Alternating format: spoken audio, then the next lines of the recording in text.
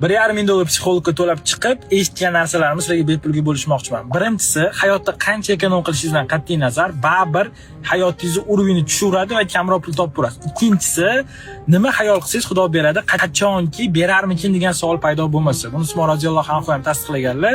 Alloh xayol qildirmaydigan narsani bermaydi deb aytganlar. Ya'ni nima xayol qilib turib Xudo beradi shu narsani desangiz, o'xshab ketaveradi. Uchinchisi, qancha energiyangiz ko'p bo'lsa, shunga yarasha ko'proq pul topasiz. Energiya qanaqa bo'ladi? Zaldan bo'ladi, pul topishingizdan bo'ladi. Qancha hayotda energiyangiz ko'proq bo'ladigan bo'lsa, shuncha daromadingiz ham oshib boraveradi.